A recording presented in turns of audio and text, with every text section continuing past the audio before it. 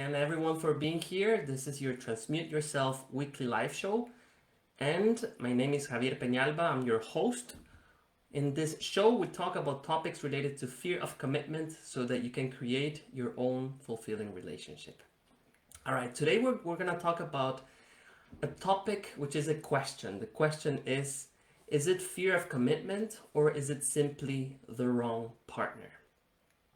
When I was in my dating phase several years ago, that was one of the questions that came up most of the time. And it was simply like that. Is it simply the wrong partner? What if I'm just not with the right person, right? And why did I get this? Well, I was feeling anxious in my relationships, right? I was getting scared very easily, getting this feeling as if I needed to escape. I didn't feel a connection after a couple of weeks or months in my relationship.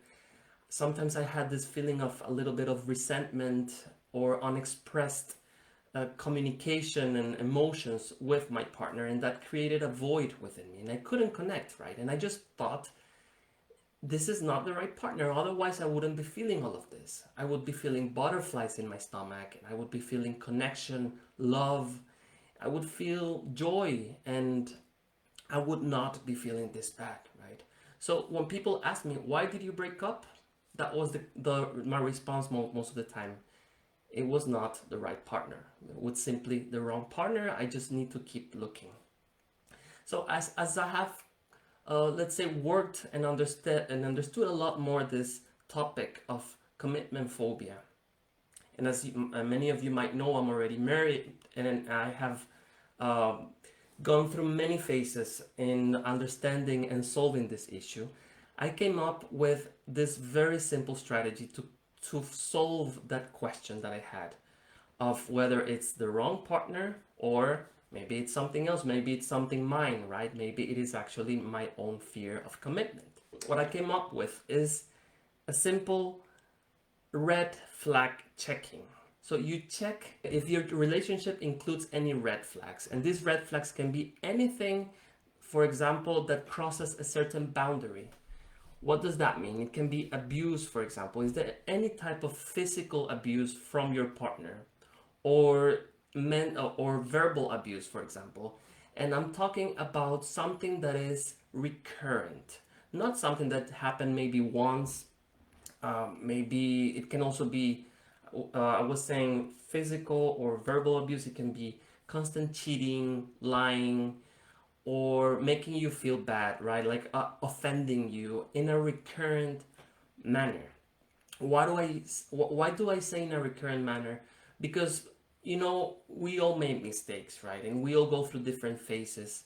And it might be that your partner is going through something, right? And they might not be feeling well, but it might be, again, a phase. So I wouldn't say because something happened once that's a red flag and you should just run away immediately.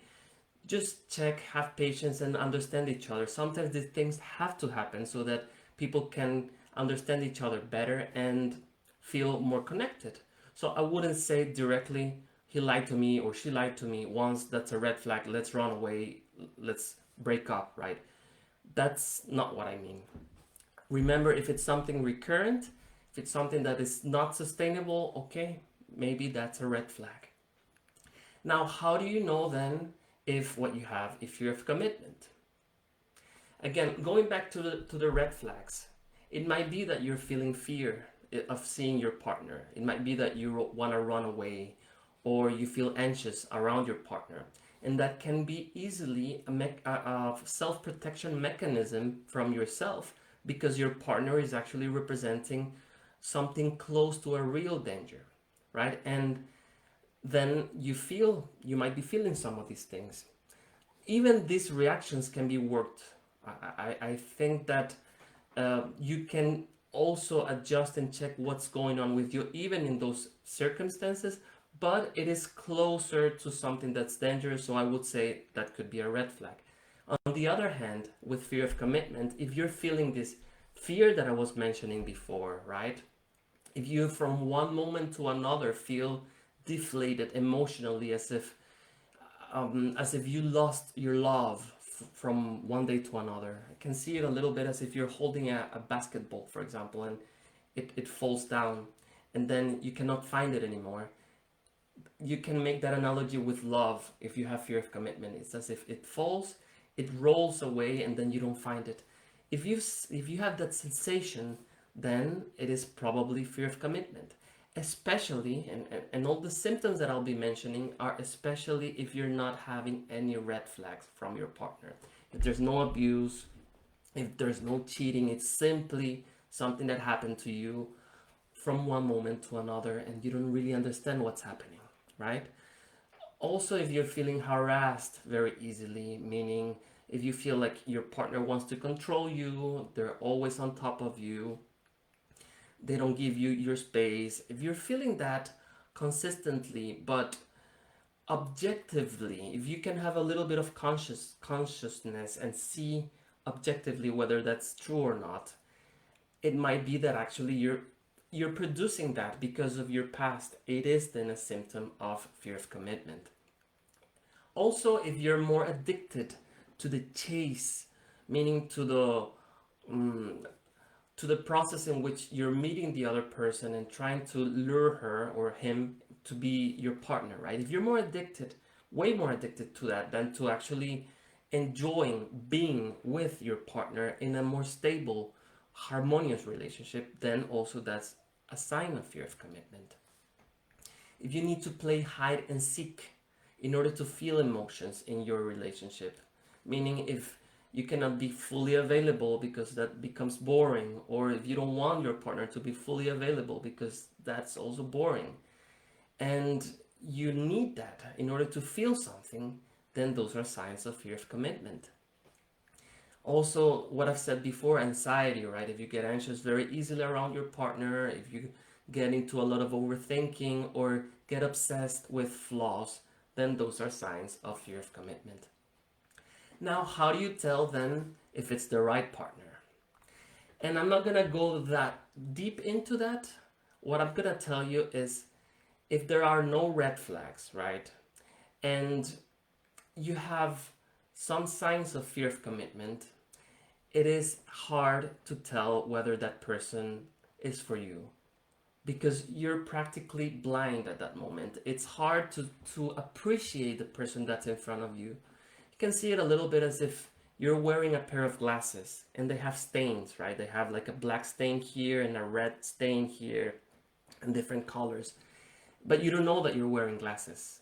And you see your partner and you think that she has those spots, those stains, right? And you want to clean her. You tell her, do not get too close to me. Do not tell me what to do. We need more space. We need more time alone. This type of things. You're trying to change those stains to clean them by cleaning your partner without realizing that they won't go away because those stains are on your lens, on your glasses. So you can then say, all right, I'm gonna change my partner so that those stains go away, but then the stains remain. It's as soon or as until you remove those glasses and you can really see what's in front of you that you can start appreciating the person that's in front of you again, your partner. And you can only do that if you work on yourself, if you work on why it is that you're feeling this fear of commitment, why you're feeling anxious so easily or disconnecting, why is it hard for you to feel strong emotions. All of these things can be worked out if you go within, if you ask yourself the right questions, or if you look for help, for someone that can ask you those right questions. So I would say if you're in a relationship and you have fear of commitment and you have you're considering breaking up, let's say, because you think it's the wrong partner, I would recommend to first check within yourself, remove as many as possible as you can of those stains, and so that you can see really objectively what's in front of you, and then your decision and your choice will be a lot more conscious than just emotional.